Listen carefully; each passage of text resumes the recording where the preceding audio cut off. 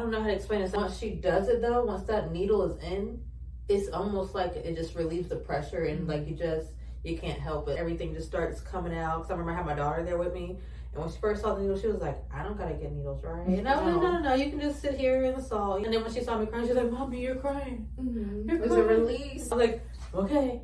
I love that. I need that. She's like, but you're crying. Are you sure you're okay? No, I'm good. This is a good thing happening. In the chair, it's a good thing. And it's pleasure. It may not even look like pleasure, but it is. It is. She does it once a month. I'm definitely gonna have to make time for that because that sounds amazing. That sounds amazing. Because lately I've been feeling like I needed a release, especially this week. And I think it's me just taking more action and to putting myself out there, showing what I love and how I want to serve our community as well. Because in some ways I help myself and I'm like, I need to share this. And me stepping out of that shell of sharing and not just being mom and in the house and taking care of my kids is now I'm openly taking care of myself and trying to help other people take care of themselves too. So I guess that was really taxing on me, this energy wise. And I'm just like, I just want to cry. The tears are not coming out. Something is blocking me and I just need a moment. So tonight I will take that moment. I'm gonna tire those children out and take my maybe have some self-massage. Yes, some cacao. Good. Yeah, thank you. Because it's a Sunday. Wasn't there just a new moon the other night? I think there was. I'm usually on top of this stuff, but lately, like I've been out of whack. You've had a lot going on. The recitals, family in town, like just a lot of stuff. We did the networking earlier this week. Yes, we did. Yeah. And that was me first coming out of my shell too and talking to everyone. I was just like, oh my gosh, you're looking at me. Hello. And then I'm trying to say their faces. When you were orgasmic birth doula, I seen people go, that's what everybody's like, attention. It could mean that, but it's not only that. And that's why I love it. I love educating people on it. And I'm like, it's whatever you see fit. What do you think is orgasmic? What's orgasmic? What do you want to create? What do you want to welcome into your life? Let's welcome it. And let's do it. I love seeing all the women come to you and be like, I love what you're doing. I think that's great. It makes me feel like now this is what I'm supposed to do. I'm glad I'm listening to myself finally and stop feeling like I'm an imposter. And because that's a big deal, having that imposter syndrome. And then what are you going to do with all that education if you're not going to implement it? I'm a hoarder of information. Oh yeah, I'm going to learn this. I'm going to take this training. I'm going to take this training. And I'm like, now go outside. Go do something with it. Help someone. You can't keep it all bottled in because you're not really helping yourself if you're just not going and actively implementing it in your life. So that was a big step for me. And that's huge to me because now we have this platform where you get to educate all of us. Because I'm sure even as someone's watching this, they're going like, what is that? I'm sure it'll be in the comments. You guys can always comment and ask questions. Orgasmic birth practitioner training right now. And it's amazing. It's just the things that you learn and how to make life itself more pleasurable, and just being a woman. And when you are in that birthing phase, that birthing time of your life, you're pregnant, and just how to, because it's a scary time too for a lot of people, especially if you have trauma. And sometimes you feel guilty for wanting to even find pleasure or even thinking the thought of an orgasm or birth being okay and birth not being as traumatic, especially if you had a traumatic birth prior.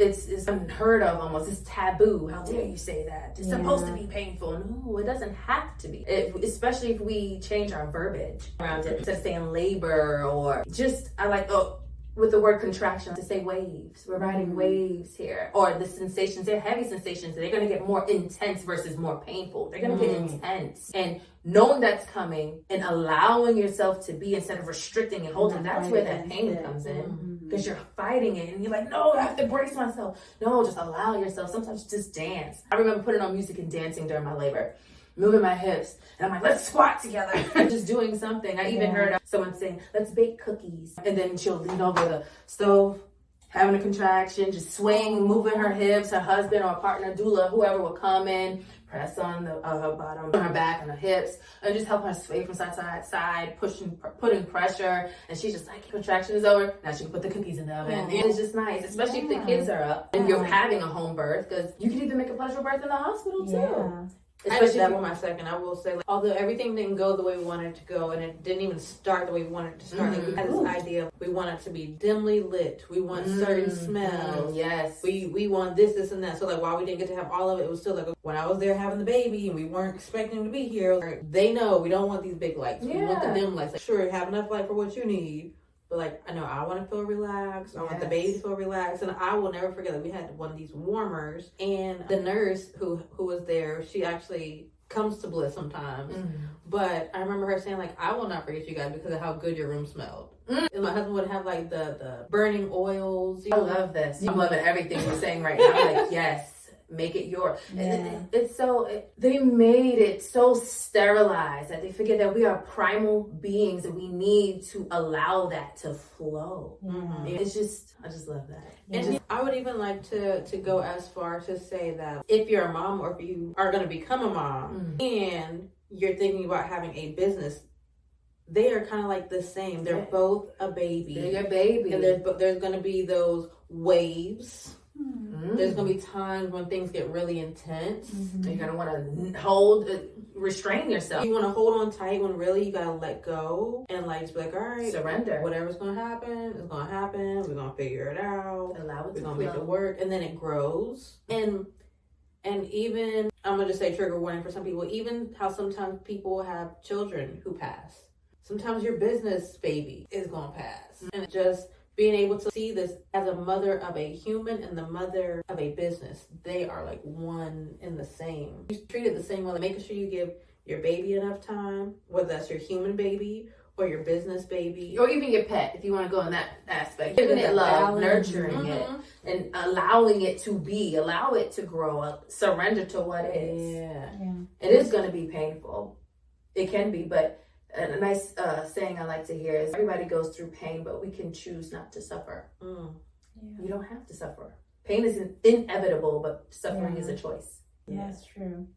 But I think, again, that goes back to being intentional, because I think sometimes if we don't know better, if that's all that people know, it's hard to do better. They become conditioned to a certain thing.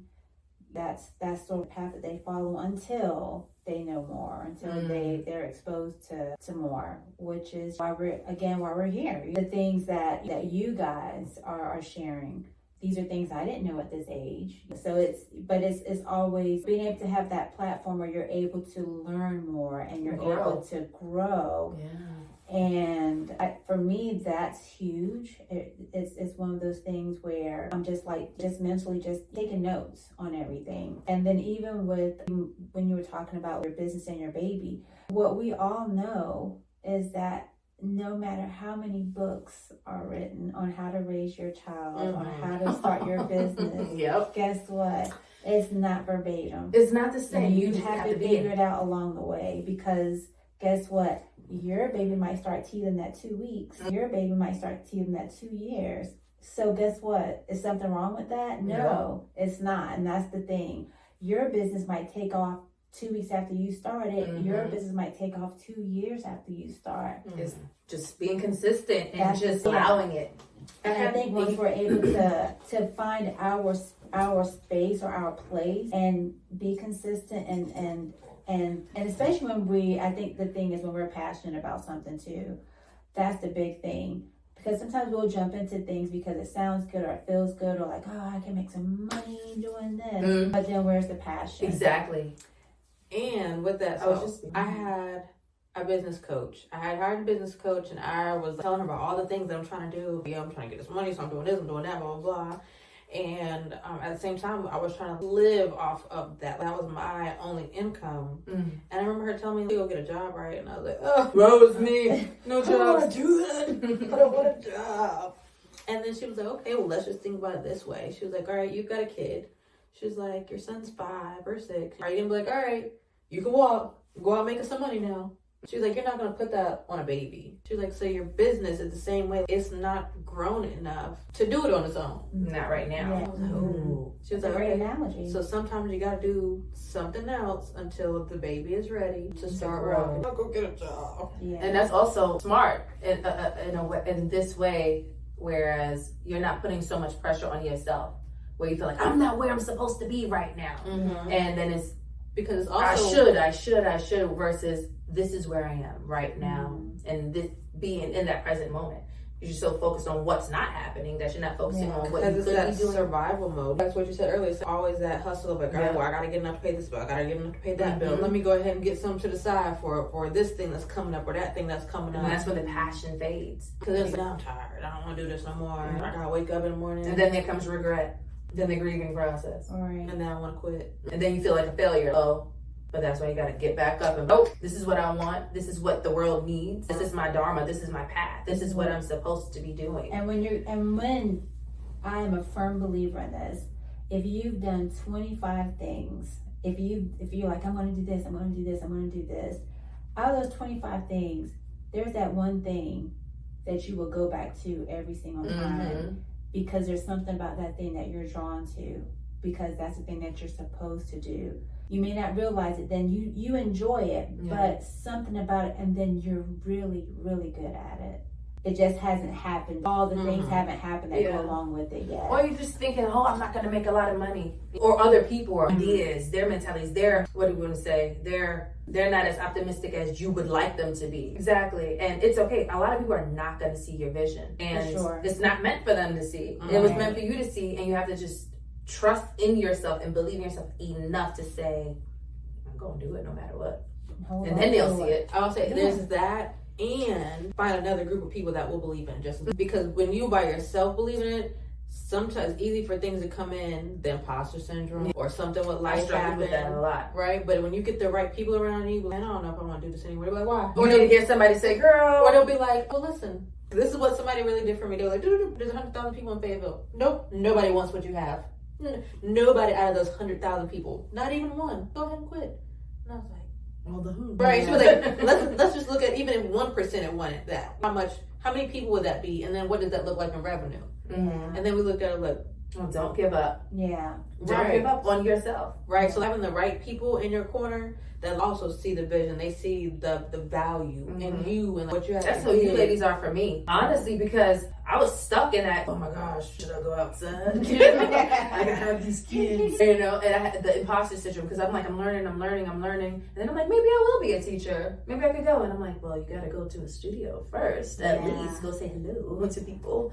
So that took a lot out of me, and I don't even think people realize. We do realize because we all been there, but when you're by yourself, you don't feel like everybody understands that. So I was just like, oh my gosh, what am I going to do? I remember going to my first studio. I was like, you like me? Freaking out here. Like on the inside. And then I'm like, after I finished it all and I secured my first job, and then I ended up getting 3 of them. And then I was just like, you did it. You're out here. You're meeting people. They like the things you like. There is a world outside of my children. There's a world outside of the 4 walls I've had myself into. So it's just like, there's more people in the world than the ones I associated with every day. See my good, bad, and ugly. Or just not stuck with the people who didn't see your vision anymore. And it made you feel like, well, it's not going to ever happen because they don't understand it. Who's going to understand it? And it's putting yourself in those circles and just saying, hey, what's up? Oh, hey, entrepreneur. Oh, hey, you. That's a great idea. Let's work together. So I'm glad.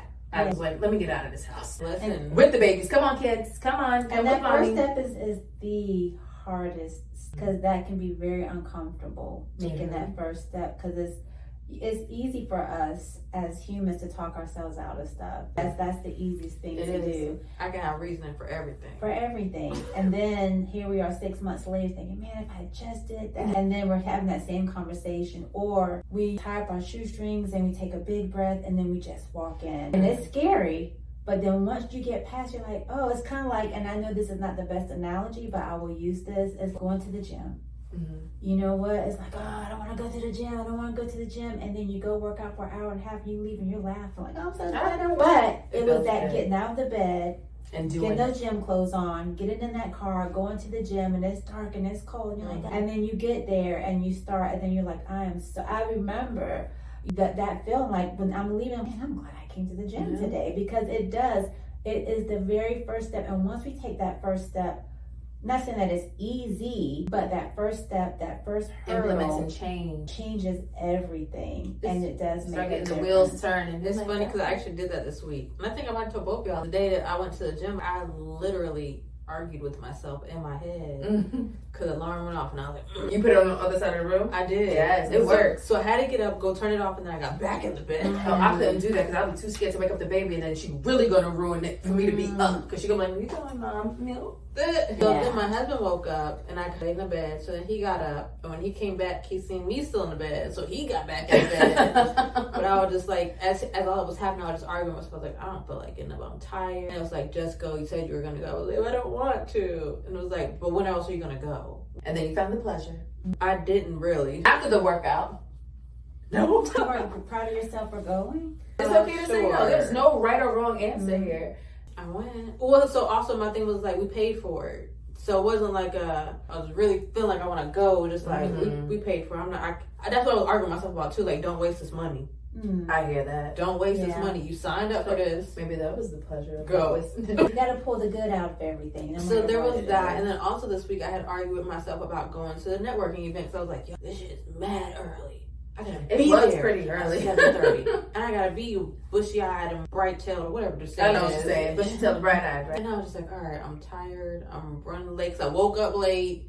And I was just like, all right, cool. We're just gonna go in. I'm gonna leave early. That's what I said to myself. I was like, I'm gonna go. I'm gonna leave early. I think we both said we were gonna leave early. And then I got in there, and I was like, all right, Sydney's here. We here. And I was like, I'm waiting for you to come in here to sit next to me. Listen, I was texting you when I pulled up. Where you at? I'm in the parking lot right now. Accountability partner. Thank you. Yes. Yeah, it's good to have. It is. It keeps us motivated It too. does. And honestly, 'cause what happened was a different person had invited me to come. I was there on a business assignment, And I went there, and I'm like, oh yeah, I remember. And I'm like, you're going? Yes. No, it's even more of a reason for me to really go. But it's like one thing for me when it's like I'm just going to network for myself. But it's a different type of, a little bit of a pressure when it's like, all right, Doing it for someone else. yeah, I gotta go. I can't back myself out of this, especially when I already told them, yes, I'm gonna be there. But you know, and that's also a funny thing I noticed, that when we're doing it for somebody else, we don't want to fail them, so we have to go. But then when it comes to us, we're like, oh, it's either way. We don't have to go because it's for us. And then it's like, dude, why would we do it for someone else and not ourselves? We're just as important. We have to We're change just as the important. We have to. narrative for sure. Yeah. I don't know. I used to wake up super early in the morning just to go to work and do a job I didn't want to do. And then I'm like, well, I can wake up super early for me and do something that I actually want to do that is bettering me. Exactly. And I have to switch that mindset. Oh, it's just me. It's just you, girl. You better get up. You hit the nail on the head. And so you know what I did too? As I went into these networking events, we got the swivel going over here. as I went and like, okay, first it was okay, I knew you, cool. Mm-hmm. But I was like, let me just try to find one or two other people in here that I know, so then I can be like, I can go talk to somebody and work my way up to talking to strangers. Because maybe they'll be in a little group with somebody, and then, you know what I'm saying? So just like but even as I'm there, I'm watching everybody else and reminding myself, like, these are just people. Just like you. And they're just as nervous to talk to you as you are and they to probably them. have the exact same mental. Like, doing this for myself. And some of them even came on there for business, where they're an employee for that business, and they came there to network. And it's like, they're just as nervous as we are too. Right. And then I understand it feels like a little bit more of a pressure because you're going there for yourself too. That was super scary for me. Because it feels like I don't know about you, but for me, it feels like you gotta have all the answers. Whenever somebody asks a question, I need to have the answer. That's how I used to like feel. we're business. Well, you can call the office or that's right. You have to have all the answers right here, right now. Right. But my new thing, if I feel like I don't know something now, I'm like, I can go look that up and I will get back to you. I appreciate that as a consumer in general. I'll go refer back to my whatever I need to refer to, or if I don't know the answer, I will. That's why it's also important to have resources. Right. Because if I don't have an answer, I want to point you in the right direction. Right. Go this way, this way. Like, I don't have all the answers. And I don't want to pretend that I do. Because, and that's where that imposter syndrome was going for me. I'm like, I should know all of this. I should be into every single asana pose that I'm supposed to be. I see everywhere. And no. And I remember one of my teachers saying, she goes, just teach what you know. Don't go beyond that. And as you learn, teach more. Learn a little bit more. Then teach more. Stop trying to teach things you don't know. Because you're not supposed to know all of this. Right. And nobody knows everything. And if somebody tells you they know everything, you need to get away from them. Walk away from them ASAP. Somebody had told me before, even a first grader can teach a kindergartner. Because at first I was like, I don't know what to tell people. I know how to do what I do. But I was like, I don't know how to teach people or talk to them about it. I don't know what I really can teach. And she was just like, listen, A kindergartner can teach a first grader. A second grader can teach a first grader. Mm-hmm. I was just like, She was like, all you're teaching, you're just teaching people what you know, because what you know for somebody else is just a little bit more. So it's not saying you at all. Right. You're just a little step ahead, and you've got a little bit more information, and then you can share that with them. People are grateful for that. And it's real. To connect on a human level versus I'm above you and you need to listen to what I say. Right. And that's why I like to say when I am teaching yoga, I like to say guiding yoga versus teaching you, because a lot of this you may already know in movement wise, or the breath work that I'm guiding you through. I'm just making sure you're in a safe environment, and we're good to go. You know what I mean? That's why, like I said, it's always a suggestion, but it's just going from a place of where you are. Just start there. Start where you are.